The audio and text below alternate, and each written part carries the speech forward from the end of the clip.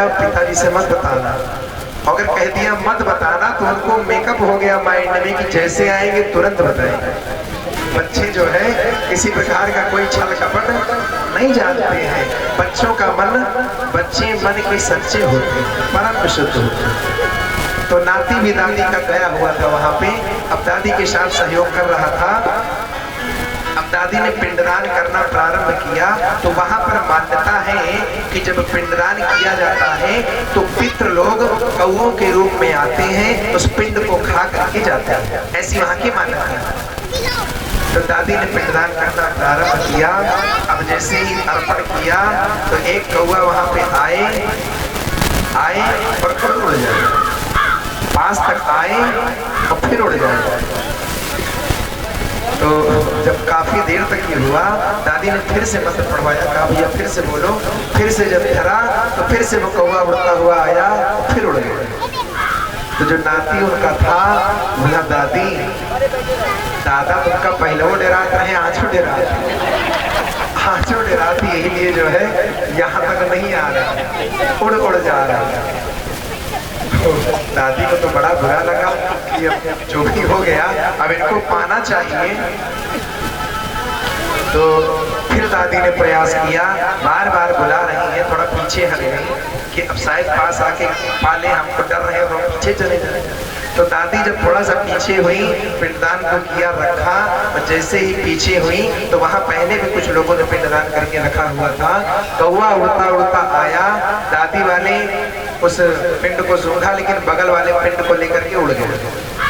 तो तुरंत जो दादी का नाती था उसको बुलाई और कहीं बच्चा इनका दजरो का हमें हाथे के कबू बनावा नहीं सुहान, और आजो ये हमें हाथ का पिंड नहीं दे रहे, आजो ये दूसरे के हाथ में पा रहे।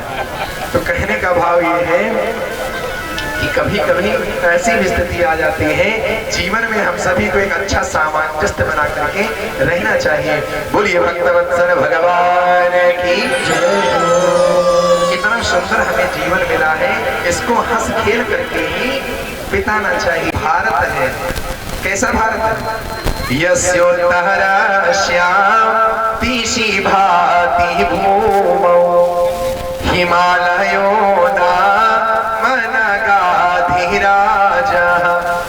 जिसकी उत्तर दिशा में हिमालय सुशोभित हो जाता है। उत्तर में हिमालय सुशोभित होकर के हमारे भारतवर्ष का मुकुट बना है। और जहां पर गंगा की पावन धारा बह रही है, जहां पर गंगा भागीरथी की धारा बह रही है, जो हम सभी के जीवन का कल्याण करने वाली है।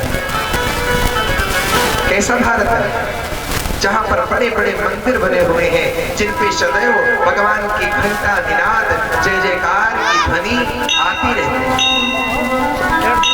जहां आसमान सी बातें करते मंदिर और शिवालय, भारत देश डाल डाल पर सोने की चिड़िया करती है बसेरा। वो भारत देश है मेरा, वो भारत देश है मेरा। डाल डाल पर सोने की चिड़िया करती है बसेरा। वो भारत देश है मेरा, वो भारत देश। के फल को फूल जाए केसर नहीं बिगेरा। वो भारत देश मेरा, वो भारत देश है मेरा, वो भारत देश है। भगवान की जय, बोलिए भारत माता की जय। इस सुंदर भारतवर्ष में हम सभी को जन्म मिला। आज सुखदेव जी महाराज ने परीक्षित जी को बताया कि देखिए ये 14 लोग हैं, 7 फल मिलता है। 28 प्रकार के नरकों का वर्णन किया। तामस्त्री अंधी रसोई से कभी भी ऐसी जगह से भोजन नहीं करना है जहां पर न खाए कमाए हुए धन को आप खाओगे तो आपकी मति भ्रष्ट हो जाएगी। इसलिए सात्विकता से कमाओ, भले ही थोड़ा कम कमाओ लेकिन अच्छी तरीके से। गलत तरीके से धन नहीं कमाना चाहिए, नहीं वो किसी न किसी रूप में प्यारे निकल ही जाता है। अच्छे कर्म करो, अच्छे तरीके से उसको ग्रहण करना चाहिए। उनके रोम रोम खड़े हो गए, कितने भयंकर नरकों में डाल दिया जाता है। अच्छा, इन नरकों से बचने का कोई उपाय है? तो परीक्षित जी से सुखदेव जी ने कहा कि देखिए, भगवान का जो नाम है ये भव रोग को दूर करने की सबसे मीठी दवा है। भगवान का नाम सबसे मीठी दवा है। दवाएं कितने प्रकार की होती जानते हैं? कई प्रकार की होती हैं, होम्योपैथिक, आयुर्वेदिक, एलोपैथिक और इसी प्रकार से कई प्रकार की औषधियों का सेवन किया जाता है। लेकिन सबसे सुंदर औषधि कौन सी होती है? सबसे अच्छी दवा कौन सी है? होम्योपैथिक। मीठी मीठी दवा ले लिए हैं, उसको पा रहे हैं, उसको पाने पर हमें जो कष्ट है वो भी दूर हो रहा है। जड़ी बूटी मिला करके बनाया जाता है। सबसे अच्छी दवा होम्योपैथी। उसी प्रकार से हम सभी को जीवन यात्रा को पार करने के लिए सबसे अच्छी औषधि कौन सी है? ये भगवान का जो नाम है, ये सांसारिक रोग को दूर करने की सबसे मीठी दवा है। इसको थोड़ा थोड़ा पाओगे, कोई कष्ट भी नहीं होगा, मिठास भी लगेगी, और सबसे बड़ा कार्य क्या होगा कि हमें उसका लाभ भी होगा। तो अब परीक्षित जी ने पूछा कि प्रभु ये बताओ, ये होम्योपैथी पतिरजा मिलः नामना नष्ट सदाचारो तास्या संसर्ग दूषिता। कन्नौज में एक ब्राह्मण रहता था जिसका नाम था अजामिल। कन्नौज में कान्यकुब्ज में एक ब्राह्मण था जिसका नाम अजामिल था। अजामिल बहुत बड़ा भक्त था, भगवान का पूजन करता था, लेकिन उसका घर परिवार सब कुछ था, उसके बेटे भी थे। लेकिन दुर्दैव से एक दिन वो जंगल में जा रहा था और किसी वैश्या को देखा और उसके मन में भाव बदला, उसको लेकर के वो अपने घर आया और उसके साथ में वो रहने लगे। अब जैसे ही संगति उसने उनकी करी, अब धीरे धीरे इनकी सारी भक्ति समाप्त होने लगी। निरंतर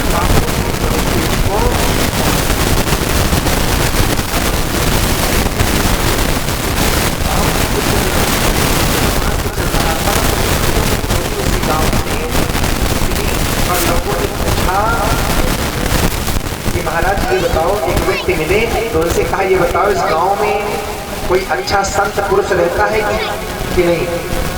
तो अजामिल का स्वभाव धीरे धीरे पापी वाला हो गया। निरंतर पाप कर्म करना, लोगों को मारना, लोगों का अहित करना, ये स्वभाव उसके अंदर आ गया था। लेकिन गांव में कुछ लोग होते हैं जो उपहास करने लगे। लोगों ने कहा कि महाराज जी, इस गांव में सबसे बड़ा संत है पंडित अजामिल, और कहा कि आप कहाँ जाइए? हाँ, अजामिल गृह जाओ साधु सेवक वह भारी। अजामिल गृह जाओ साधु सेवक वह भारी।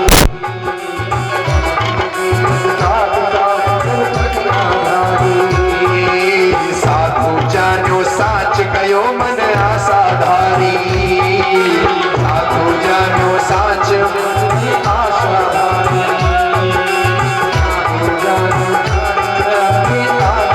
साधुओं ने सोचा, लोगों ने उपहास बता दिया कि जाओ अजामिल के यहाँ। साधुओं को क्या पता, उन्होंने सोचा अच्छे पंडित कोई होंगे, धर्मात्मा। साधुओं ने उनके वचनों को सुना और अजामिल के घर की ओर प्रस्थान कर दिया।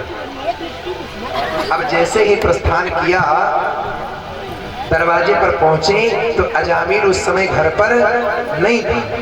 अजामिल कहीं चोरी डकैती करने के लिए गया हुआ था, लेकिन जिस वेश्या को लेकर के आया था वो घर पर मौजूद थी। अब जैसे ही पहुंची, संतों ने उस वेश्या को देखा और उसने संतों को आया देखा, बहुत प्रसन्न हो गए कि हमारे भाग्य खुल गए।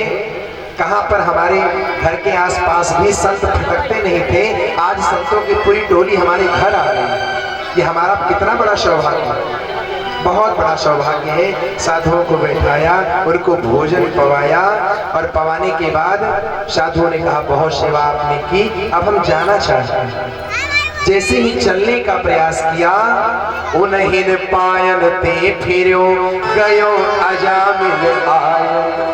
उसी समय अजामिल कहीं चोरी डकैती करने गया था, वो आ गया और जैसे ही संतों को आया देखा, अजामिल का भाव कोई संतों के प्रति कुछ भी नहीं था, लेकिन देखा कि हमारी पत्नी ने इनको रोका था, इनको प्रसाद पवाया, भोजन दिया, तो कहा मैं कुछ नहीं कहूँगा। अब संतों ने जब अजामिल को देखा और पूछा कि यही है आपके पति? कहा इधर आओ महाराज, हम आपके यहाँ रुके थे, आपसे कुछ दक्षिणा लेना चाहते हैं, भोजन भी किए हैं, अभी दक्षिणा मिली नहीं है। अजामिल ने कहा महाराज हमारा नाम सुने नहीं हो क्या? अभी हमारा नाम नहीं जानते क्या? हम दक्षिणा देते नहीं, लेते हैं, और तुम्हारा जो कमंडल वंडल है इसको भी अभी ले लेंगे, सीधे यहाँ से चले जाओ, तभी तुम्हारा कल्याण होगा। अभी हमको जानते नहीं हो, सीधे यहाँ से चले जाओ, नहीं तुम्हारा कमंडल ये सब भी छीन लेंगे। तो साधुओं ने कहा देखिए हमने आपके यहाँ प्रसाद पाया है, भोजन किया है, तो मैं इसको व्यर्थ में नहीं जाने दूंगा, और मैं आपसे एक दक्षिणा में केवल एक वचन मांगना चाहता हूँ कि इस बार तुम्हारे जो भी संतान हो उसका नाम तुम नारायण रख देना। बोलिए भक्तवत्सल भगवान की जय हो। अब अजामिल ने कहा अरे ये नारायण क्या होता है, कुछ नहीं रखेंगे, लेकिन उनकी पत्नी ने सुना, कहा ठीक है प्रभु, ठीक है संत भगवान, हम ऐसा ही करेंगे। और संत की मंडली वहां से चली गई। कालांतर में जैसे ही दूसरा पुत्र आज अजामिल को हुआ, उसका नाम उन्होंने नारायण रख दिया। अब धीरे धीरे समय बीतता गया प्यारे, समय का चक्र चलता रहता है। लोग सोचते हैं कि ये ऐसे ही बना रहेगा, ये किसी प्रकार से ऐसे रहने वाला नहीं है। आज बाल्यावस्था है, कल युवावस्था आएगी, फिर वृद्धावस्था भी आएगी। ये संसार का कड़वा सच है।